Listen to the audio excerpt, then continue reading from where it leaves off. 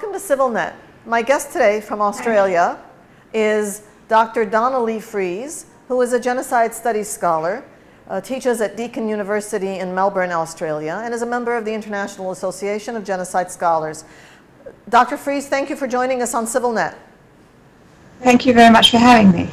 Dr. Frieze, we wanted to talk to you specifically because the book you've recently edited, called Totally Unofficial, is the autobiography of Raphael Lemkin, about whom Armenians have a great deal to say. But before we get there, please tell us how you ended up in Genocide Studies to begin with. Well, I double majored as an undergraduate in literature and philosophy. And while I was in my final year of philosophy, I came across the philosopher Emmanuel Levinas, and I was simultaneously looking at issues of Holocaust representation in literature. And Emmanuel Levinas's philosophy of the other really resonated with me as a concept that needed to be tackled in genocide studies more broadly than Holocaust studies. So it just seemed to me to be a natural progression to do my PhD in genocide and representation philosophy. And also, as a Jew, I felt an ethical obligation to look outside the Holocaust and to look at other cases of genocide studies. So it was absolutely a natural intellectual progression for me to go into genocide studies. The book that has just been published, that you've edited, the Autobiography of Raphael Lemkin, is called Totally Unofficial. Tell us why. Well, it's not my title, it's Lemkin's title. And why did he pick that? He picked it because he read a New York Times review about him, where he was called an exceedingly patient and totally unofficial man. And I find it really interesting that he chose totally unofficial rather than exceedingly patient. But it's Raphael Lemkin's title. How did you get access to the manuscript? Well, I was awarded a scholarship from the Jewish Holocaust Museum in Melbourne to actually seek the scholarship out in New York City. So about 5 years ago, I came to New York City to the New York Public Library, and the manuscript is available to anybody. But the problem is that there are several drafts of each chapter. The chapters are on faded paper in a microfilm, so it's a very long task to actually go through the manuscript and to sort out which chapters are legible. But the manuscript is available to anybody who wants to go to the New York Public Library. It's just taking the time to going through the manuscript and to sort out which aspects of the manuscript are legible. The point of Raphael Lemkin's work, as we have come to understand it and appreciate it, is that he wanted to essentially name and shame, say that this was not a series of random acts committed against a people, and this was not an unintentional, unsystematic process, but that it is, in fact, the planned murder of a nation.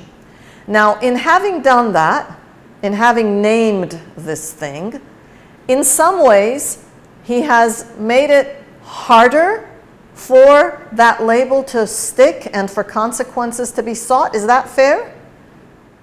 I think that is fair.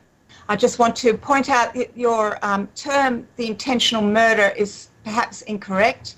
I think it's more fair to say that it's intentional destruction of genocide, and that concept of destruction is very, very important to Lemkin, and it really comes out in the autobiography as well. It's not only about murder.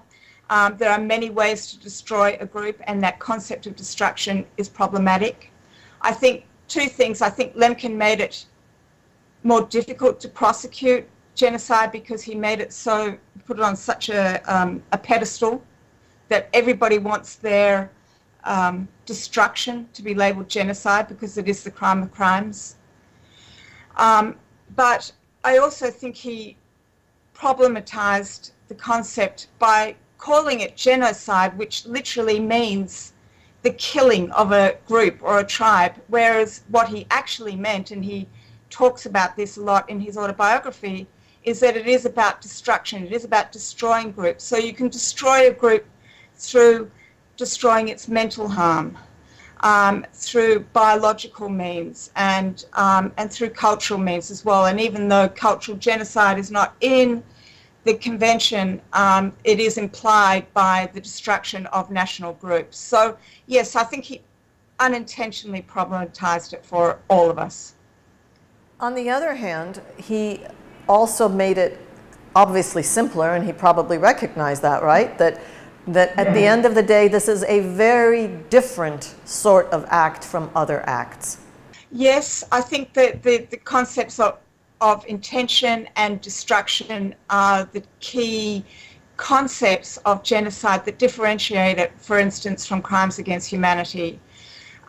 Crimes against humanity also must be widespread. Genocide doesn't necessarily have to be widespread. And that people have focused on the intentionality aspect of genocide, but I'm still emphasizing that Lemkin's main point was about the destruction and the many layers of destruction that differentiate genocide from other crimes, and particularly from crimes against humanity, which is more focused on murder. Obviously, in the Armenian case, as this conversation with Turks, with others, with the Turkish government moves forward, the nature of that term has become very problematic.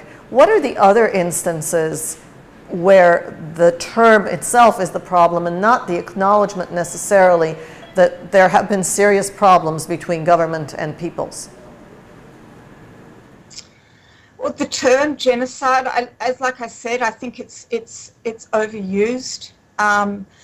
You know, but this is debated among genocide study scholars as well, and I think you know, there are some genocide scholars that have this very broad concept of what genocide is, and to include cases of what I would call crimes against humanity, and then you have the legal scholars who would want to narrow it to its absolute legal definition, but then again, it is a legal definition, so it is interpreted by lawyers.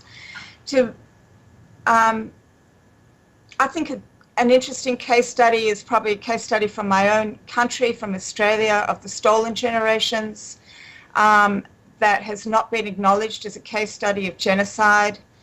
The stolen generations was a period in history in the 1930s to 1970s where so-called half-caste Aboriginal children were forcibly removed from predominantly their mothers and forcibly raised as Christians and biologically absorbed into so-called white Australia.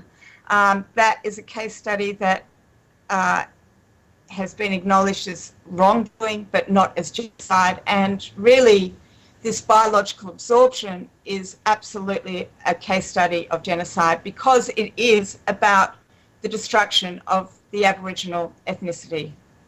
I like to ask writers this question. Finding a publisher was easy? Is this a book people think will sell? Look, I have to say, I'm not going to talk about other publishers that I approached who were interested, but I have to say that Yale absolutely jumped at it. They thought that this was an absolutely pertinent book written by one of the 20th century moral human rights crusaders. So Yale have absolutely embraced it, and I'm glad they did. They've been wonderful. Well, we're glad you did it, and we're glad Yale University Press published it. The book is Totally Unofficial, The Autobiography of Raphael Lemkin, and we've been speaking with Dr. Donna-Lee Frieze, the editor of the book. Thank you. Thank you very much. Thank you, and thank you for following us on CivilNet.